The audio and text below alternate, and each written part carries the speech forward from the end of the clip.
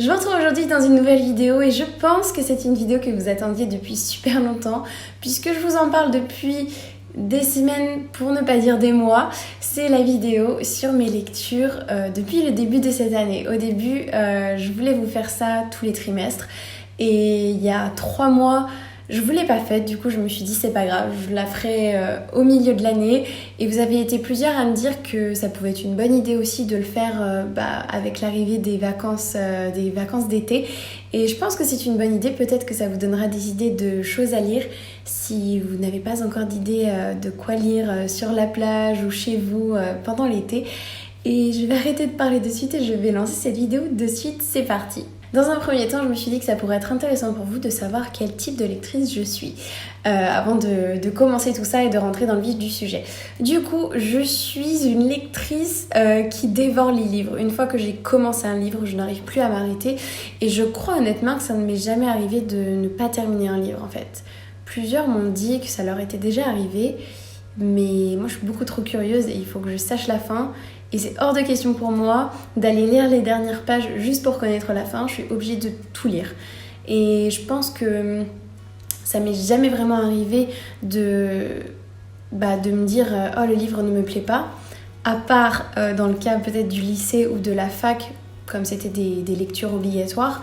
Mais à part ça, non, vraiment, je pense que j'arrive assez bien à choisir d'avance mes lectures pour être quasi sûre à 90%, 95% voire plus que ça me plaise et voilà, que j'aille jusqu'au bout du livre. Et du coup, au niveau des genres que je préfère, c'est plutôt tout ce qui va être fantastique, tous les univers en fait qui s'éloignent beaucoup du réel, du quotidien, de ce qu'on vit actuellement aujourd'hui. Quand je lis, en fait, j'aime vraiment découvrir des univers totalement différents qui n'existent pas, des choses qui sont inventées. Ça me permet vraiment en fait de faire abstraction de mon quotidien, de ma vie en ce moment, pour vraiment en fait juste souffler et me donner une bouffée d'air frais et me plonger en fait dans l'histoire de quelqu'un d'autre, d'un personnage imaginaire qui va vraiment me transporter en fait. Ensuite, je voulais aussi vous parler de ma liseuse. Ma liseuse, c'est une Kindle de chez Amazon. Je ne sais jamais si on dit un Kindle ou une Kindle, mais pour moi, ce sera une. Et on m'a demandé d'en parler plusieurs fois, de donner mon avis, parce que je sais que beaucoup d'entre vous n'arrivent pas à sauter le pas entre le livre papier et la liseuse électronique. Moi, je sais que je ne pourrais absolument plus m'en passer, mais vraiment plus du tout. Pourquoi ? Parce que je voyage beaucoup et la taille de ce truc, regardez, ça tient dans ma main en fait. C'est juste hyper pratique. Ça rentre dans mon tout petit sac à main Michael Kors que j'emmène absolument partout, tout le temps avec moi. Dans mon petit sac à dos, pareil. Enfin, je veux dire, c'est hyper pratique. Ça m'évite... Je sais pas vous, mais personnellement, je lis souvent des livres qui font minimum 300 pages.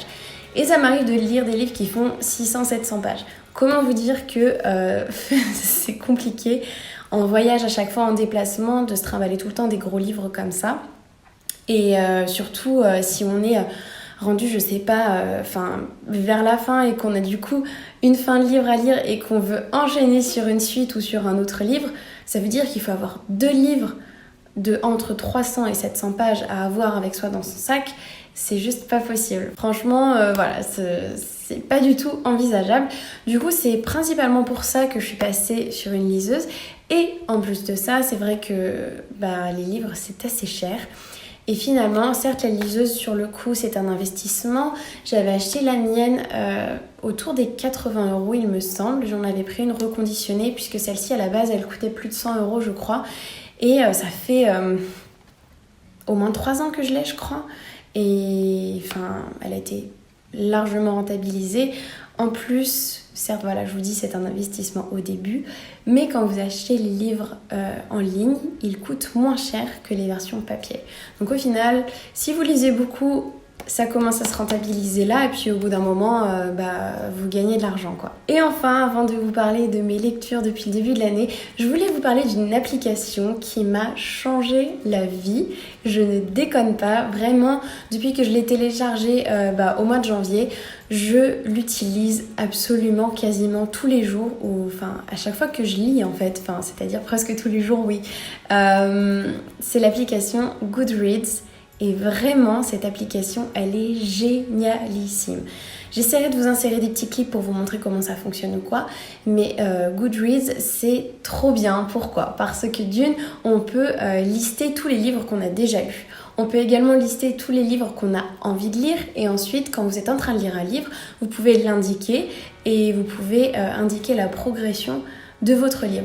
Quelle page vous êtes rendu ou quel pourcentage. Puisque sur la liseuse, on peut voir directement en fait le pourcentage du livre auquel vous êtes rendu. Par exemple ici, j'ai commencé un livre dont je ne vais pas vous parler de suite puisque ça fait partie de mes lectures commençant en juillet. Mais du coup là je suis à 6% par exemple. C'est terrible, ça fait plusieurs jours que je suis dessus mais j'arrive pas à avancer parce que je suis tellement fatiguée le soir que j'arrive à lire seulement quelques lignes. Je déteste quand ça me fait ça.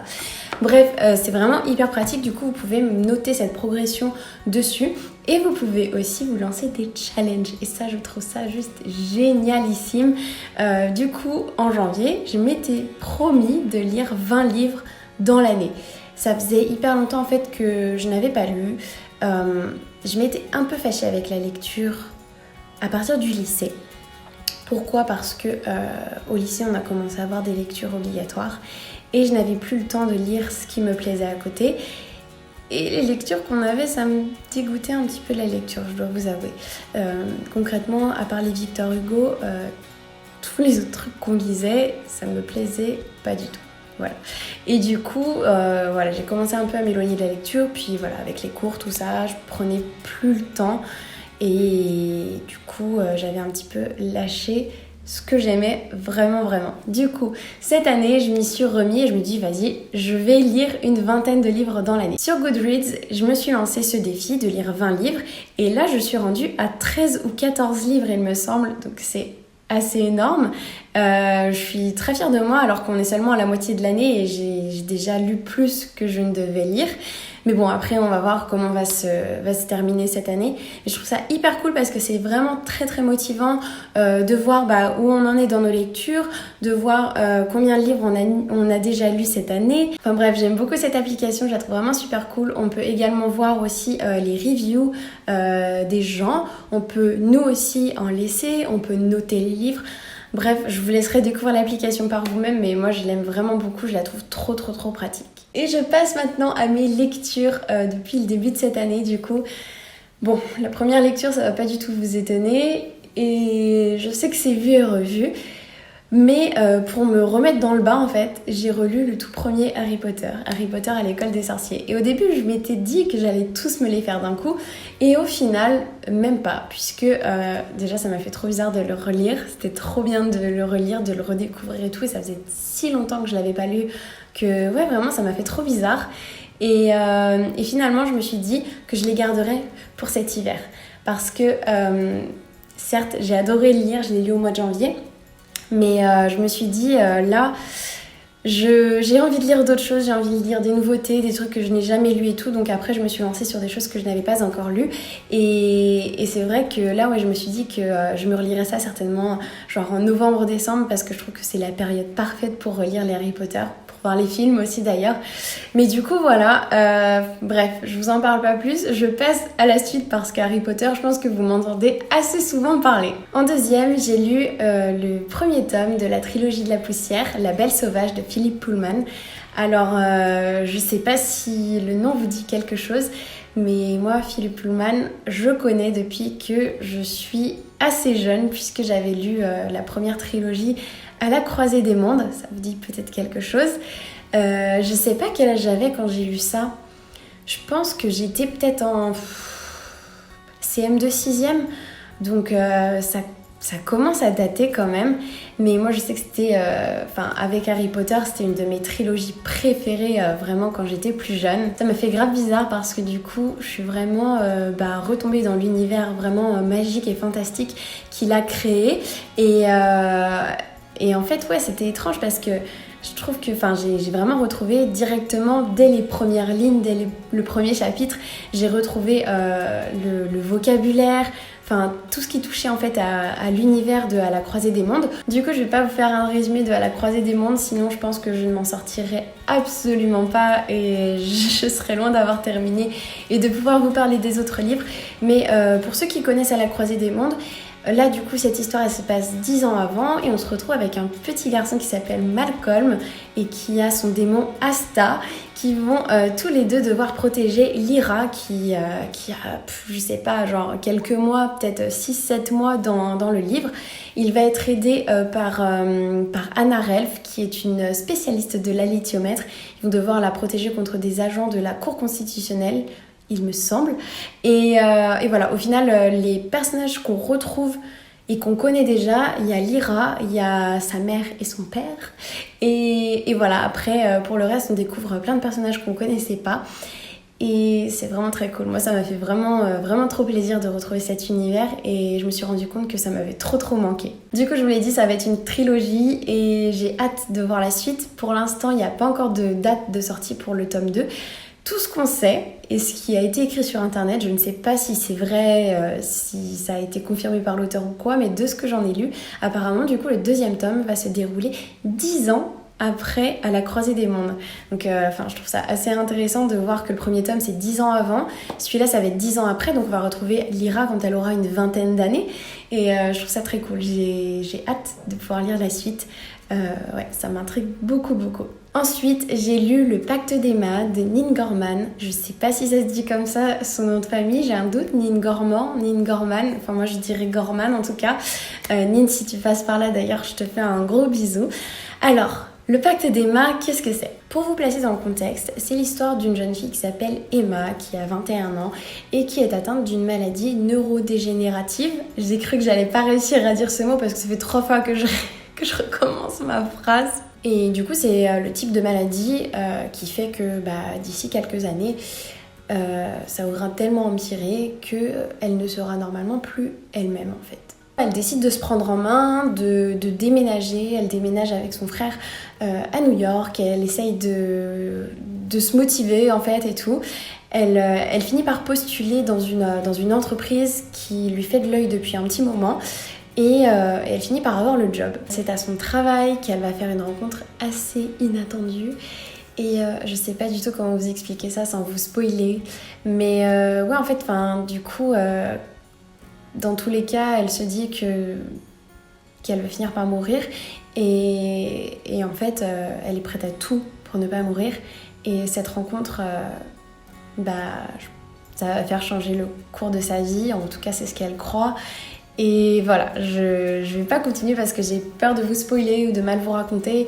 J'espère que le peu que je vous ai dit, ça permettra de vous donner envie de le lire. En tout cas, moi, j'ai beaucoup aimé. Ce qui est assez marrant, c'est que quand j'ai commencé à lire ce livre, alors déjà, moi, j'en avais entendu parler comme ça sur les réseaux sociaux, mais je me souviens même plus vraiment où, quand, comment. Et j'ai décidé de lire la 4e de couverture, ça m'a beaucoup intriguée et du coup je me suis lancée. Quand j'ai commencé à lire, ça me faisait beaucoup penser à une fiction et j'ai découvert, bien après avoir terminé en plus, que l'auteur de ce livre était une youtubeuse qui écrit des récits sur Wattpad. Et du coup, j'ai trouvé ça juste génialissime, franchement. Nin, t'as fait un travail de fou. J'ai juste trop hâte de lire la suite. Donc là, c'était Le Pacte d'Emma et le deuxième livre s'appellera Le Serment d'Andrew. Si je me trompe pas, je crois que c'est Le Serment. Donc voilà, j'ai juste trop hâte que ça sorte et de pouvoir lire la suite parce que juste vous restez en suspense à la fin, c'est terrible. Moi, j'étais là, j'avais envie de m'arracher les cheveux, quoi. Ensuite, je ne fais jamais ça, mais j'ai lu un livre après avoir vu un film. Mais le film, je l'avais vu... La première fois que je l'ai vu, c'était il y a 2 ans, peut-être au moins. Et je l'avais revu l'année dernière. Mais j'avais très envie de lire le livre parce que j'avais tellement aimé le film que je me suis dit que voilà, Mais d'habitude, je fais tout le temps l'inverse. Je sais pas vous ce que vous préférez, si vous préférez lire le livre après avoir vu le film ou lire le livre avant de voir le film. Moi, je préfère largement, mais largement, lire un livre avant de voir un film. Donc c'est d'ailleurs pour ça que je suis toujours pas allée voir Love, Simon, parce que je veux absolument lire le livre avant de voir le film. Bref, ce livre, c'est Le Passeur de Lois Lowry, et ça raconte l'histoire, en fait, avant que je commence à raconter, c'est typiquement le type de livre qui me fait penser à tout ce qui tourne autour de le labyrinthe, Hunger Games, Divergente. Je trouve que ça rentre dans cette catégorie de livres. Du coup, cette histoire, c'est l'histoire d'un garçon qui s'appelle Jonas. Il vit dans un monde totalement différent du nôtre, en fait. Comment vous dire ? Il vit dans une communauté qui interdit d'avoir des sentiments, qui impose un couvre-feu, qui leur impose de ne pas se toucher entre eux. C'est vraiment hyper strict. Et en plus de ça, chaque matin, ils se font une injection d'un produit qui, soi-disant, les garde en bonne santé. Mais c'est pas du tout vrai. Ce produit, en fait, ça les prive de sentiments, ça les prive de sensations. Et en fait, voilà, ils ne voient pas les couleurs, ils le voient en noir et blanc. Ils ressentent pas les émotions et tout. C'est vraiment assez étrange quand on se dit que, voilà, ils ressentent rien, quoi. En plus de ça, ils n'ont aucun souvenir de l'ancien monde parce que ça se passe des années après, soi-disant en fait aujourd'hui. Et le seul qui se souvienne de tout ce qui s'est passé dans le monde auparavant, c'est le dépositaire de la mémoire. Et en fait, arrivé à l'âge des 12 ans, quand les enfants ont 12 ans, il y a une cérémonie qui fait qu'ils vont se voir attribuer en fait leur fonction dans la communauté, dans la société dans laquelle ils sont, dans laquelle ils vivent. Et en fait, Jonas va se voir attribuer le rôle de dépositaire de la mémoire. Donc je vous laisse un peu deviner la suite et il va découvrir en fait que il y a une autre réalité qui existe et que la communauté dans laquelle ils vivent, c'est que des mensonges en fait, et qu'il y a d'autres choses qui existent, qu'il y a des couleurs qui existent, qu'il y a des sentiments qui existent, que le bien existe mais le mal existe aussi, puisque dans cette communauté du coup on les prive de savoir ce qu'est le mal. Tout est soi-disant bien et bon en fait, il n'y a pas de mal qui existe, tout se passe bien dans un monde parfait. Et voilà, j'aime beaucoup ce genre de livre. Franchement, ça fait assez réfléchir. Et ce livre, c'est le premier d'une tétralogie, donc il y en a 3 autres à suivre. Sauf que je me suis renseignée avant de me lancer et de les lire, et je pense que je lirai que le premier, puisque moi j'étais persuadée que j'allais connaître la suite des aventures de Jonas. Et malheureusement, en fait, la suite, ce sont des histoires d'autres personnages. Et moi, ça m'intéressait pas trop, en fait. Enfin, peut-être que je finirais par les lire, mais j'étais assez déçue parce que je voulais vraiment savoir ce qui allait arriver à ce fameux Jonas, et ce n'est pas le cas. Donc je me suis arrêtée là pour le moment et je me suis lancée dans un autre livre avant de me dire que voilà, je sais que je pourrais les lire, mais je verrai bien. Je pense que ça va être un de mes moments préférés de cette vidéo, puisque je vais enfin vous parler de La Passe Miroir. Ce livre. Pour l'instant, c'est une trilogie, mais on sait qu'il va y en avoir un 4e. J'ai trop hâte. J'ai lu les 3 d'un coup, mais vraiment, je crois que je les ai lus en 2 semaines, un truc du genre, tellement j'étais à fond dedans. Faut que je vous explique. Alors déjà, je tiens à préciser que c'est une auteure française.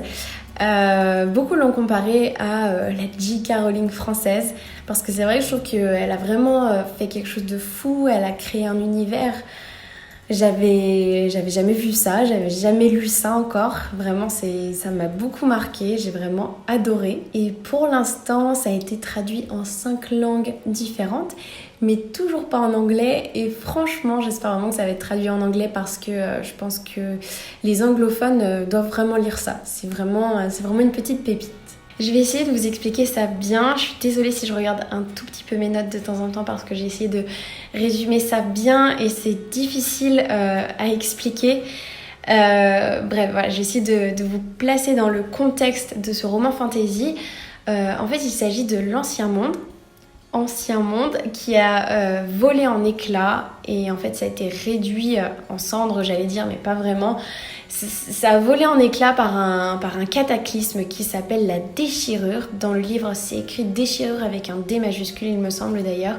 Et en fait, ça a formé des sortes d'îles, plein de petites îles qui sont dans le livre appelées des arches.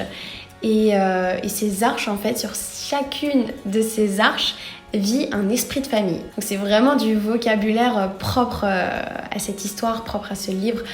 C'est pour ça que c'est pas évident à vous expliquer. Il faut de toute façon se plonger dedans et lire pour vraiment comprendre. Bref, ces esprits de famille, ce sont des êtres très puissants qui sont immortels et qui en fait ont transmis une partie de leur pouvoir au peuple en fait à chaque fois. Je sais pas comment dire, à leur descendance en fait. Cette vidéo est assez longue à tourner, donc je fais que de changer de position. Je sais pas trop comment m'asseoir pour être bien tout le temps. Bref, voilà pour le contexte. Et en fait, au final, cette histoire, c'est l'histoire d'Ophélie qui habite sur une arche qui s'appelle Anima. Et Ophélie, elle a la chance d'avoir une partie en fait des pouvoirs de son esprit de famille. Et elle a 2 pouvoirs du coup. Son premier pouvoir, c'est que c'est une liseuse. Pas une liseuse en mode une liseuse comme ça ou une personne qui lit beaucoup, pas du tout. C'est marrant parce qu'en plus du coup c'est un terme qui est tout le temps écrit en italique, il me semble, dans les livres. Et une liseuse, c'est quelqu'un qui a le pouvoir de lire les objets en fait. Par exemple, je ne sais pas, si je prends cet objectif dans les mains, si Ophélie prenait cet objectif dans les mains, quand elle le touche, elle peut être capable en fait de raconter le passé de l'objet, à qui il a appartenu, qui l'a touché. Pas exactement, elle ne sait pas exactement genre le nom, prénom de la personne, tout ça, mais elle ressent des choses et elle récupère des informations sur les personnes en fait qui ont possédé l'objet. J'espère que c'est assez clair, je sais pas trop comment expliquer ça.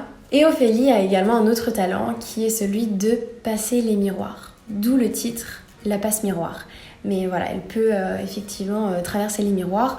Par exemple, si elle est dans une pièce et qu'il y a un miroir et qu'elle veut aller dans un endroit où elle sait qu'il y a un autre miroir dans cette pièce, elle peut le traverser. Et enfin voilà, vous avez compris je pense. Au début du livre, Ophélie a une vie tout ce qu'il y a de plus normal.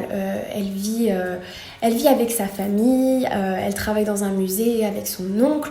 Tout va bien jusqu'au jour où les doyennes décident de la marier avec un homme qu'elle ne connaît pas, qui vient d'une autre arche qu'elle n'a absolument jamais rencontré, évidemment, sinon ça serait pas drôle. Et manque de chance, il lui est totalement impossible de refuser cette union, sans quoi elle serait bannie en fait à tout jamais de son arche Anima, et elle déshonorerait sa famille, puisque en fait elle avait déjà refusé 2 autres mariages avant ça, il me semble, 2 ou 3. Et du coup, en fait, les doyennes lui donnent un petit peu sa dernière chance et elles ne lui laissent pas le choix. Du coup, Ophélie est contrainte de quitter Anima et heureusement, elle ne part pas seule. Elle part avec sa tante et du coup, elles se retrouvent toutes les deux à partir pour cette nouvelle arche qu'elles ne connaissent pas du tout, qui s'appelle le pôle. Et Ophélie va aller rencontrer son futur mari qui s'appelle Thorn, qui... Comment vous dire, il est pas très commode, il est pas très agréable, il a rien qui fait envie quoi. Et lui non plus, il est pas très content de savoir qu'il va devoir se marier avec Ophélie apparemment. Donc voilà, c'est un petit peu compliqué. Et voilà, Ophélie elle va se retrouver sur une arche, dans un monde totalement différent du sien. Elle va découvrir un monde totalement différent et croyez-moi ça va lui faire bizarre et moi j'ai juste adoré découvrir ces aventures.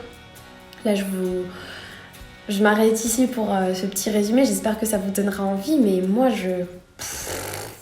franchement je déconne pas du tout, je n'exagère absolument pas quand je vous dis ça, mais quand j'ai terminé le 3e tome de cette saga, franchement j'étais tellement à fond dans l'univers, ça m'avait tellement pris et tout, que pendant 3 semaines je crois, je n'ai pas réussi à ouvrir un autre bouquin.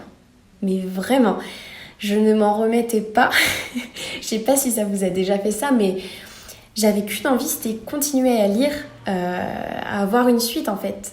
Je sais pas du tout quand est-ce que le 4e tome va sortir. Apparemment, ça parle de 2019, mais moi, donnez-moi la suite de suite s'il vous plaît, parce que là, c'est horrible. Franchement, ouais, pendant 3 semaines, j'ai rien lu d'autre. J'arrivais pas du tout à me projeter dans une nouvelle lecture. Au final, vous allez voir, j'ai lu autre chose, mais j'arrivais pas à m'en remettre en fait. Vous savez, le pire, c'est que dans le premier tome, pendant un moment, pendant je ne sais pas combien de chapitres, je me suis un peu ennuyée. Il y a des moments où j'ai eu du mal à accrocher. Je ne regrette pas du tout d'être allée jusqu'à la fin de ce tome parce que vraiment énorme coup de cœur quoi. Genre je suis trop contente d'avoir lu ces 3 livres et j'ai qu'une hâte, c'est d'avoir la suite quoi. Bref, continuons. Donc comme je vous le disais, pendant 3 semaines je n'ai rien pu lire, jusqu'à ce que je tombe sur un roman qui m'a fait très envie et totalement différent de ce que j'ai l'habitude de lire d'habitude, puisque c'était un roman de John Green qui s'appelle Tortue à l'infini, et je n'avais absolument jamais lu de John Green de ma vie. J'ai vu des films basés sur ces romans, mais jamais lu de livre encore. Et je pense que c'était le premier, mais ça ne sera pas le dernier, parce que ça m'a beaucoup intriguée et je suis assez curieuse de lire les autres récits qu'il a pu faire. Décidément, le cadre a certainement changé puisque je n'avais plus de batterie, j'ai dû changer ma batterie. Enfin bref, je m'apprêtais à dire que Tortue à l'infini, c'était l'histoire d'une jeune fille de 16 ans qui s'appelle Asa Holmes. Asa, elle a la vie devant elle, mais elle a grandi avec une maladie psychique qui fait qu'elle se pose 300 milliards de questions. Genre, elle va se poser plein de questions sur son existence, ce qu'elle est, où elle va avoir vraiment des pensées obsessionnelles qui ne la lâchent absolument jamais. Et malgré elle, Asa va se retrouver en fait prise dans une sorte d'enquête avec sa meilleure amie qui s'appelle Daisy. D'ailleurs Daisy, je pense que c'est mon personnage préféré de cette histoire. Elle m'a fait vraiment beaucoup trop rire. Vraiment, c'est une fille, c'est marrant parce qu'on a vraiment l'impression du coup que ouais, ça se passe là maintenant de suite, que ça pourrait être totalement réel et que cette Daisy, c'est une jeune fille comme vous aujourd'hui et elle écrit des fanfictions sur Star Wars et tout, mais qu'est-ce qu'elle m'a fait rire Daisy. Bref, Asa et Daisy, elles apprennent la disparition du père de Davis, et Davis en fait c'était un ami de Asa, mais quand ils étaient hyper jeunes, genre ils étaient partis en colo ensemble, peut-être quand ils étaient en primaire ou un truc du genre. Du coup ça fait des années qu'ils ne se sont pas vus et ils sont amenés à se revoir du coup par rapport à ça. Et voilà, l'histoire continue comme ça. Il y a ce côté un petit peu enquête d'un côté et le côté des retrouvailles de Asa et Davis de l'autre, tout en ayant les aspects de la maladie de Asa. Et vraiment j'ai beaucoup aimé. J'en avais parlé un petit peu sur Insta Story, vous étiez plusieurs à me dire que vous aviez pas trop aimé la fin, mais la fin ne m'a pas dérangée plus que ça. Après certes c'était pas le livre de l'année, mais j'ai bien aimé le lire, c'était assez léger à lire, assez sympa. Et ouais, j'ai beaucoup aimé. Après, c'est pas de tout ce que je vous présente comme livre que j'ai lu depuis le début de l'année, c'est pas le livre que je vous recommande le plus de lire. Mais si vous voulez lire un petit truc sympa pour l'été et pas vous prendre la tête, franchement, lisez-le. Il est très cool. Et j'en viens à vous parler des 5 derniers livres que j'ai lus. Oui, 5, puisqu'ils font tous partie de la même saga. Et comment vous dire, cette saga, c'est la saga La Sélection de Kiera Cass. Et c'est horriblement, terriblement addictif en fait.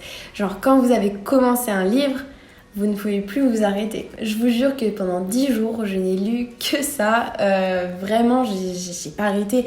En plus, j'ai eu la chance ce dernier mois d'avoir pas mal de temps en transport, que ce soit en train ou en avion. Alors croyez-moi que j'étais la plus heureuse puisque dès que j'avais du temps comme ça dans les transports, plutôt que de regarder une série, j'étais en train de lire en fait. Donc voilà. Et pareil, le soir, j'essayais de tenir au maximum pour lire avant de dormir. mais vraiment je n'ai pas arrêté pendant 10 jours. Alors vraiment, c'est loin d'être de la grande littérature. C'est bourré de clichés, on va dire, et il y a une bonne dose de romance, mais franchement, moi j'ai adoré. L'histoire de la sélection, ça se passe 300 ans dans le futur. C'est après une 3e et 4e guerre mondiale et les États-Unis qu'on connaît aujourd'hui ne sont plus du tout ce qu'ils sont.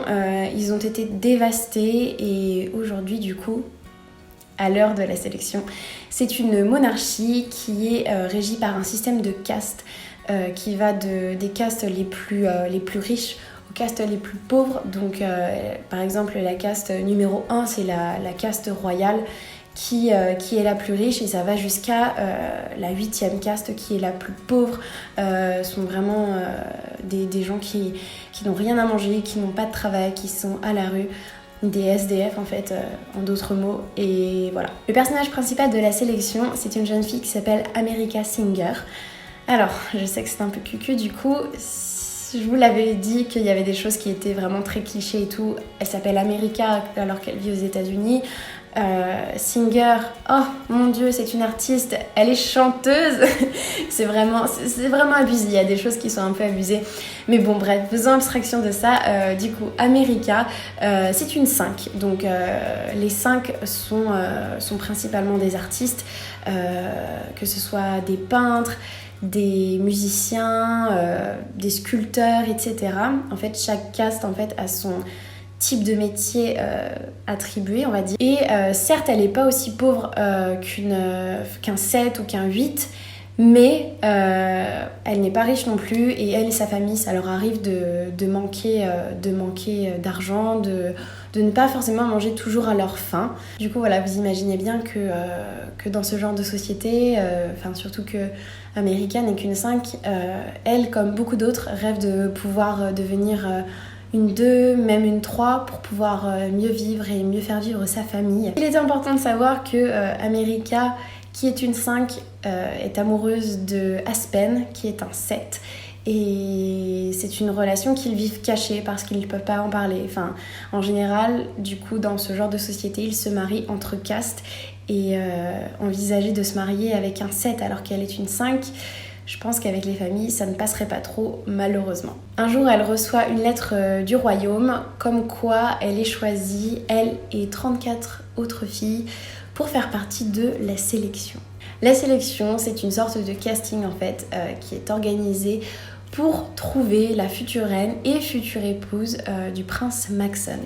America, elle va se retrouver du coup parmi les 35 participantes et elle va se retrouver à aller vivre au palais royal, et voilà, elle va pas se sentir dans son monde évidemment. Elle, quand elle y va, elle est encore amoureuse de Aspen et c'est assez compliqué pour elle. Mais voilà, elle va se retrouver dans un monde totalement différent du sien, elle va découvrir plein de choses et elle va être aussi agréablement surprise par certaines choses. Et voilà, j'espère que ça vous aura donné envie de lire ça, parce que vraiment j'ai peur de vous spoiler après et de vous en dire trop. Mais voilà, j'espère que j'ai assez bien résumé la chose. En tout cas, comme je vous l'ai dit, moi ça a été beaucoup trop addictif. J'ai pas lâché le livre. Une fois que je l'ai commencé, j'ai enchaîné les 5 livres à suivre. Et du coup, en fait, les 3 premiers, si vous voulez, c'est vraiment l'histoire d'America. Et les 2 suivants, en fait, ce sont des histoires un peu différentes. C'est l'histoire de sa fille, en fait. Voilà, je vous en dis pas plus. J'espère juste que mon engouement pour tout ça vous donnera envie de lire la sélection et aussi de lire tous les autres livres dont je vous ai parlé dans cette vidéo. Puisque ça y est, je vous ai parlé d'absolument tous les livres que j'ai lu depuis le début de l'année en fait. J'ai peur que la vidéo soit hyper longue, on verra ce que ça donne, mais je vous ai parlé de 13 livres différents en fait, dont des sagas, donc du coup ça réduit un peu le truc, mais heureusement que c'était pas genre 13 livres bien différents. Ça m'a facilité un petit peu la tâche de pouvoir avoir des sagas comme ça. Mais voilà, j'espère vraiment que ça vous aura plu. N'hésitez surtout pas à me dire en commentaire si vous avez déjà lu ces livres, si vous comptez les lire évidemment. N'hésitez pas aussi à me faire vos recommandations parce que je me dis, en voyant mes goûts et voyant les types de livres que je lis, peut-être que vous en avez à me recommander et je suis toujours preneuse en fait. Je sais que ma liste s'allonge au fur et à mesure de livres à lire, mais franchement je suis vraiment trop preneuse. Pendant que j'y pense aussi, je me posais la question, est-ce que ça vous tenterait de voir une vidéo où je vous parle de tous les livres, ou en tout cas de mes coups de cœur que j'ai lus quand j'étais plus jeune. Peut-être que ça pourrait vous intéresser.